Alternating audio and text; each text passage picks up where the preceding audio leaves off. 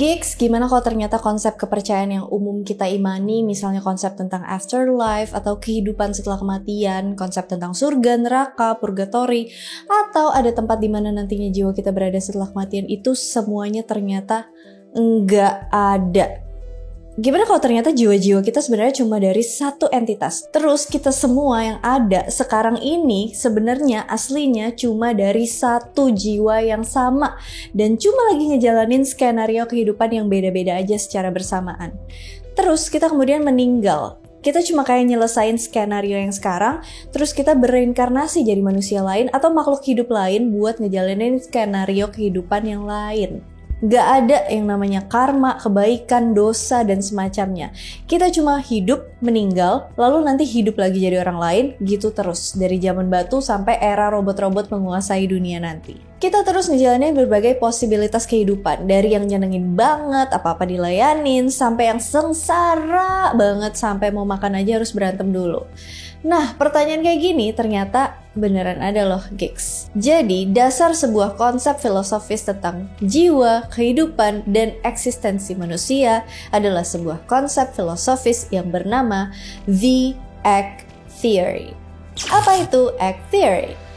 Nama Egg Theory atau teori telur itu diambil dari sebuah cerpen milik Andy Weir berjudul The Egg. Singkatnya, cerpen ini tuh bercerita tentang seseorang yang meninggal karena kecelakaan mobil. Terus dia berdialog dengan seseorang di alam lain yang dia pikir adalah Tuhan. Kita sebut saja yang baru meninggal tadi adalah Andy sendiri. Andy kemudian kebingungan, dia di mana, sama siapa, dan dia terus munculin pertanyaan-pertanyaan lainnya. Sang Tuhan selalu jawab pertanyaan Andy dengan santai, berusaha ngasih tahu kalau Andy tuh udah meninggal. Andy yang udah sadar kalau dia udah meninggal, terus mikirin tentang keluarganya yang dia tinggalin. Lagi-lagi sang Tuhan jawab santai, tenang aja, gak usah panik, semua orang pasti meninggal. Tapi kamu ini orang baik banget ya, kamu mikirin tentang anak istrimu.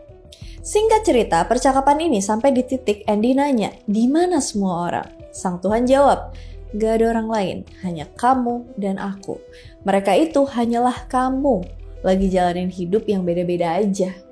Sang Tuhan lalu nenangin dia, terus ngajak dia jalan sambil ngobrol. Andy nanya, aku masuk surga atau neraka? Sang Tuhan bilang, gak ada, kamu bakal reinkarnasi. Andy nyeletuk, oh jadi agama Hindu tuh bener sama ini. Sang Tuhan cuma bilang, semua agama benar dengan caranya masing-masing. Di sini Andy makin bingung, tapi juga tahu nih, nanti pas udah reinkarnasi pasti jadi kayak kanvas kosong lagi, lupa sama apapun, di reset, jadi bayi lagi. Tapi sang Tuhan cuma bilang, enggak kok, sebenarnya enggak hilang, kehidupan lamamu tetap ada, cuma kamu enggak akan ingat. Mereka terus ngobrol-ngobrol, Andy nanya ini itu, dan sang Tuhan menjawab. Nah, sampai di akhir cerita, sang Tuhan bilang kalau Andy ini tuh sebenarnya adalah Tuhan, tapi belum jadi Tuhan. Universe ini hanyalah telur, dan Andy belum lahir. Dia harus menjalani banyak kehidupan dulu, sampai nantinya dia sudah cukup bertumbuh buat menetas. Selesai deh, Andy direinkarnasi lagi. Intinya dari cerita itu sebenarnya cuma ada satu jiwa aja. Yes, jiwanya Andy. Jadi setiap orang dan setiap makhluk yang hidup di bumi, semua itu ya jiwanya Andy yang lagi sama-sama menjalani kehidupan yang berbeda-beda. Nah, cerpen ini jadi menginspirasi munculnya pertanyaan-pertanyaan tentang realitas eksistensi kita sebagai manusia yang akhirnya diambil menjadi sebuah nama pemikiran filosofis yang disebut dengan The Egg Theory. Kalau kalian mau baca cerpennya Andy Weir, liriknya aku cantumin di kolom deskripsi ya. Jadi, apa itu The Egg Theory? Ya, pada dasarnya mirip sama cerita dalam cerpen itu. Adalah sebuah ide atau pemikiran tentang eksistensi manusia, reinkarnasi, dan keterhubungan antara semua makhluk. Di mana semua yang sedang hidup atau yang akan hidup itu cuma berasal dari satu jiwa yang sama. Tapi, ngejalanin hidup dari perspektif yang berbeda-beda. Berdasarkan cerpen Andy Weir, setiap manusia hanyalah reinkarnasi dari diri kita sendiri. Seluruh dunia yang kita kenal sekarang itu dibuat hanya untuk kita sendiri. Jiwa kita berisi setiap memori, pelajaran, dan pengalaman dari seluruh kehidupan yang pernah kita jalanin, meskipun kita sama sekali nggak bisa mengingatnya. Alam semesta sendiri atau universe adalah sebuah telur di mana jiwa ini berkembang sampai nantinya dia tumbuh menetas menjadi entitas seperti Tuhan. Proses pertumbuhan jiwa ini melibatkan semua hal, terutama untuk mematangkan empati dan compassion atau kasih sayang. Supaya rasa empati dan kasih sayang itu matang sepenuhnya, jiwa kita itu harus dihadapkan sama segala jenis aspek kehidupan. Dapat hidup yang enak, yang sengsara, disiksa, menyiksa, yang sebenarnya setiap tindakan atau perbuatan ya sebenarnya juga dilakuin ke jiwa dia sendiri juga gitu. Setiap kita bicara sama orang lain, kita tuh lagi bicara sama diri kita sendiri. Setiap kali kita menyakiti orang lain, diri kita juga yang ngerasain sakitnya. Gimana, Kiks? Kalian mulai bingung? Oke, coba aku persimple. Bayangin ada sebuah telur. Di dalam telur ini isinya sebuah jiwa yang lagi proses pendewasaan sebelum menetas. Sang jiwa ini isinya ya universe atau alam semesta. Segala dunia dan kehidupan yang kita kenal sekarang ini semuanya adalah isi dari sang jiwa di dalam telur itu. Nah, ini ceritanya sang jiwa ini lagi loading nih sebelum menetas. Triliunan tahun sejak awal terciptanya sampai nanti jiwanya dirasa sudah dewasa dan matang untuk menetas. Salah satu proses loading ini isinya kehidupan kita di bumi ini. Jiwa kita dimanifestasi ke kehidupan manusia yang beda-beda buat ngalamin segala aspek kehidupan dan skenario kehidupan yang beda-beda. Padahal aslinya kita ini ya bagian dari jiwa yang ada di telur itu aja. Misalnya kita dapat kehidupan yang keras. Kita tumbuh jadi diktator, terus menindas orang lain. Iya, sebenarnya kita lagi menindas jiwa kita sendiri juga. Yang ditindas pun jiwa kita juga. Jadi ngalamin perspektif kehidupan yang berbeda-beda gitu. Nanti pas kita meninggal, berarti skenario-nya udah selesai. Kita lanjut lagi ke skenario yang lain lagi. Begitu seterusnya sampai proses loadingnya selesai, terus jiwa kita siap dan menetas jadi sosok Tuhan. Ya, emang agak membingungkan sih, Kiks. Tapi moga-moga penggambaranku ini cukup simple buat dipahami ya. Nah, The Egg Theory sendiri itu bukan sebuah pandangan teologis atau kepercayaan atau pandangan yang diimani, tapi lebih ke ide dan pandangan filosofis yang bisa menjadi dasar soal pertanyaan-pertanyaan seputar eksistensi kita sebagai manusia. Jadi bukan soal kalian percaya atau nggak percaya kalau kita berasal dari satu jiwa di dalam telur, tapi jadi pertanyaan, bagaimana kalau ternyata eksistensi kita itu sebagai manusia hanya sebatas menjalani skenario kehidupan sebelum nantinya meninggal dan harus menjalani skenario yang berbeda lagi? Atau sebenarnya siapa kita ini di balik segala tubuh fisik kita ini? Apa sebenarnya sesuatu yang biasanya kita sebut sebagai jiwa ini? Apa tujuan kita sampai harus hidup sebagai manusia? Kita semua hanyalah satu orang, hidup, meninggal, hidup lagi, meninggal lagi. Jadi kita mau hidup sebaik atau seburuk apapun ya cuma untuk mendapatkan skenario yang berbeda-beda aja. Ada banyak versi berjumlah tak terbatas dari diri kita sendiri dan terus muncul sampai semua experience, emosi, trauma, kesuksesan, dan lain sebagainya terakumulasi untuk pertumbuhan jiwa kita. Cuma dengan cara ini jiwa kita bisa menjadi sempurna, menjadi diri kita yang seutuhnya.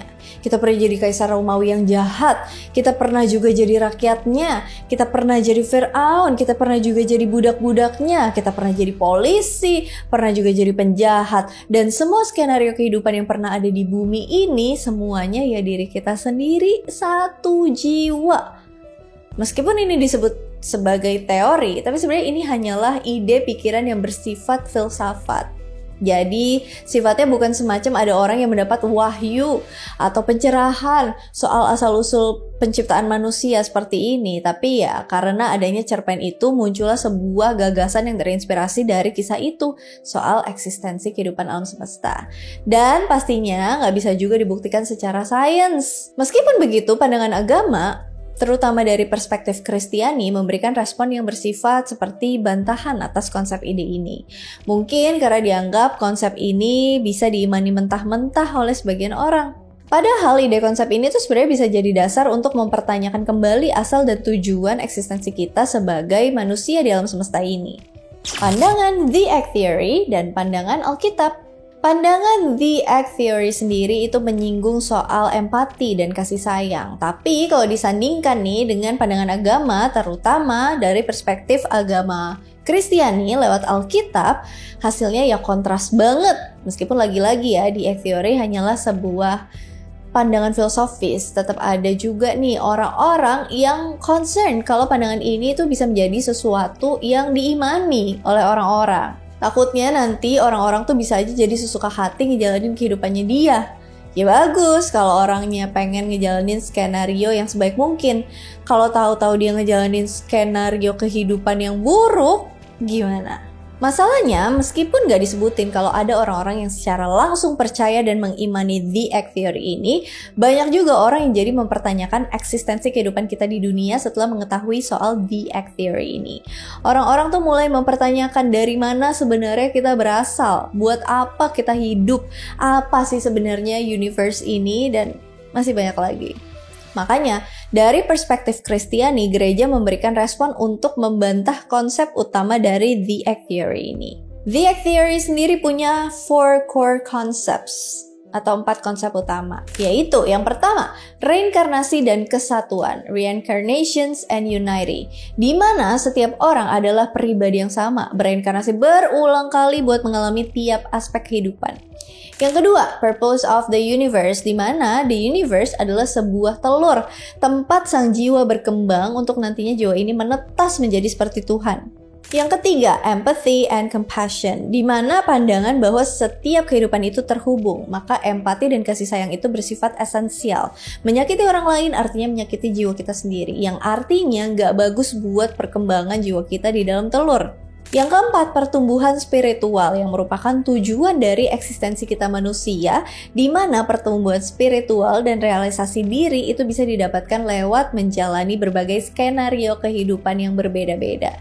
4 inti konsep The Egg Theory ini kemudian dibantah lewat pandangan Alkitab, yaitu yang pertama adalah reincarnation versus resurrection, atau reinkarnasi versus kebangkitan. Alkitab sendiri mengajarkan kalau kita cuma hidup sekali, lalu meninggal sekali, lalu kita menghadapi hari penghakiman. Dalam Ibrani 9 ayat 27 disebutkan, "It is appointed for a man to die once and after that comes judgment." Ayat ini membantah konsep reinkarnasi, lalu mengusung konsep jalan kehidupan yang linear, yaitu lahir, meninggal, lalu dibangkitkan di afterlife dan dihakimi oleh Tuhan. Yang kedua, the image of God. Di Alkitab sendiri ngajarin kalau setiap orang itu adalah individu yang unik yang diciptakan sesuai dengan gambaran Tuhan. Tiap manusia diciptakan dengan identitas dan tujuannya masing-masing. Cukup berseberangan sama konsep Egg Theory yang bilang kalau cuma ada satu jiwa yang kebagi untuk menjalani kehidupan yang berbeda-beda. Yang ketiga, salvation and the work of Christ. Salah satu ajaran fundamental dalam ajaran Kristiani adalah keselamatan melalui cinta kasih dan Tuhan sendiri, di mana keselamatan bisa kita dapetin lewat Tuhan sendiri nantinya di kehidupan setelah kematian, lewat iman dan juga cinta kasih. Karena itu kita bakalan hidup sebaik-baiknya supaya bisa selamat nantinya. Nah, The Egg Theory sendiri itu menyangkal pemahaman ini lewat evolusi spiritualnya. The Egg Theory sendiri kan punya konsep kalau kita meninggal, kita tuh harus hidup lagi buat ngejalanin skenario kehidupan yang berbeda-beda. Jadi nggak ada tuh yang namanya konsep keselamatan di kehidupan kita setelah kematian. Yang keempat dan yang terakhir, sin and redemption, di mana Alkitab punya pandangan yang jelas tentang dosa dan penebusan. Di mana simpelnya dosa itu mengarahkan kita ke kematian abadi, sementara hadiah gratis dari Tuhan adalah kehidupan kekal setelah kematian tubuh fisik kita. Jadi dosa tuh bisa menjauhkan kita dari hadiah itu.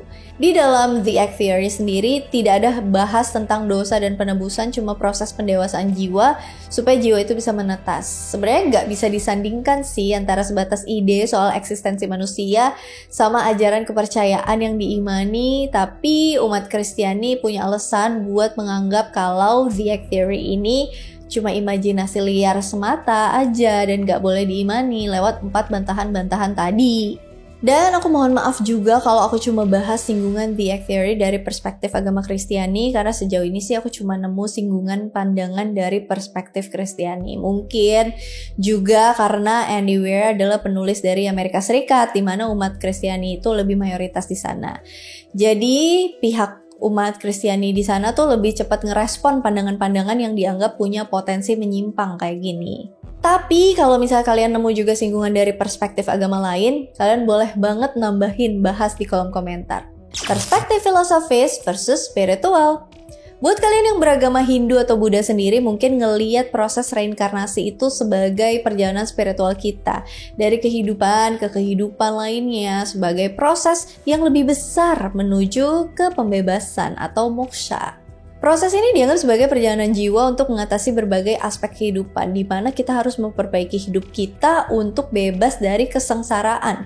Tapi dari pandangan The Egg Theory, hal ini disederhanakan dengan mengilustrasikan siklus kehidupan sekedar untuk belajar dan berkembang. Setiap skenario kehidupan itu tidak ada yang salah ataupun benar, cuma skenario berbeda yang digunakan supaya jiwa kita tuh pernah mengalami setiap jenis kehidupan, yang baik-baik, yang jahat-jahat, atau yang menderita. Jadi bedanya reinkarnasi di dalam The Egg Theory, kehidupan berikutnya itu bukan sebagai sebab akibat, bukan juga untuk mengejar tujuan tertentu buat ngejalanin kehidupan kita saat ini. Tapi ya sekedar hanya untuk dijalani aja, biar nantinya jiwa kita bertumbuh dan matang terus menetas dari telur. Pandangan The Egg Theory dari sisi parapsikologi. Mungkin kalian nganggep konyol kalau pandangan filosofis kayak gini mau coba dijelasin secara ilmiah. Tapi nyatanya, lagi-lagi ada aja loh penelitian dan studi yang coba ngejelasin fenomena ini. Salah satu peneliti yang terkenal di bidang ini adalah Dr. Ian Stevenson. Dia sebenarnya berpikir kalau dia berusaha memecahkan kisah-kisah seperti ini lewat teori psikologi, meskipun nyatanya lebih ke arah parapsikologi. Dr. Ian mengumpulkan kesaksian banyak narasumber soal kehidupan sebelumnya, di mana tiap narasumber itu bisa menjelaskan kehidupan mereka sebelumnya secara detail dan juga spesifik.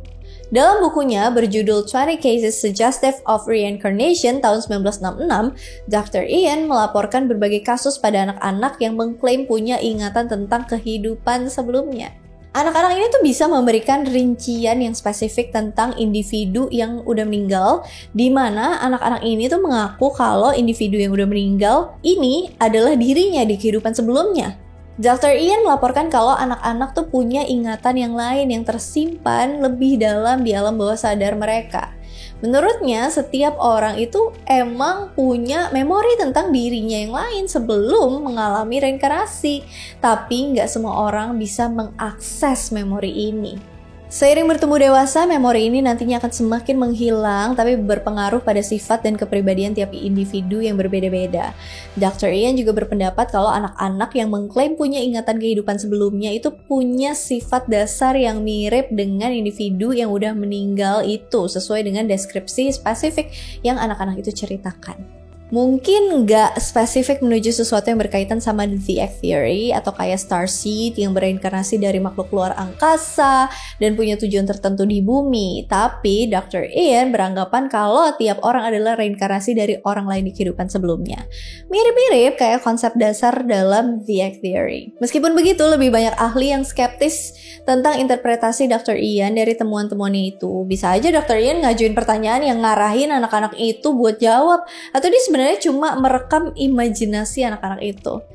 Menurut pandangan lain, proses usaha buat mengilmiahkan The Egg Theory itu muncul dari sebuah konsep universal dari rasa kesepian yang dimanifestasikan sebagai sebuah konsep yang self-centric yang mengarahkan kalau semuanya ya cuma dari diri kita sendiri aja. Tapi kalau menurut kalian gimana gigs? Apa sebenarnya Dr. Ian itu nyoba ngasih tahu kebenaran yang seharusnya enggak kita ketahui? Kesimpulannya, The Egg Theory memberikan perspektif baru tentang siklus kehidupan dan eksistensi manusia. Konsep ini tuh sebenarnya bukan benar-benar teori sih, karena nggak bisa dibuktikan secara ilmiah dengan metode penelitian konvensional, tapi cuma pandangan filosofis yang mendalam aja. The Egg Theory sendiri terinspirasi dari cerpen Andy Weir, di mana ya sebagian besar orang ya menganggap konsep ini cuma teori fiksi aja. Tapi The Egg Theory justru menginspirasi banyak orang buat lagi-lagi mempertanyakan eksistensi kita di dunia ini. Dari mana asal kita, buat apa kita hidup, atau apakah kita ya cuma muter-muter aja hidup di dunia ini. Well, gimana pun itu, teori atau bukan, nyata atau fiksi, aku sih tetap pengen ngajak kita semua untuk bijak menyikapi pandangan-pandangan kayak gini ya. Jangan sampai nanti setelah kalian memahami soal The Egg Theory, kalian jadi mempertanyakan ketuhanan kalian nanti. Tapi menurut kalian gimana gigs? Apa sebenarnya di Egg Theory ini adalah kenyataan yang dicoba dijelasin sama Andy Weir lewat cerpennya? Boleh kita bahas secara sehat di kolom komentar ya. Anyways, ada beberapa teman aku sih yang percaya tentang teori ini. Dan teori ini dihubung-hubungkan dengan starseed juga. Menarik sih memang. Aku sadar banyak dari antara kalian yang suka request aku buat ngebahas filsafat-filsafat. Mungkin akan lebih aku banyakin kali ya di video-video selanjutnya.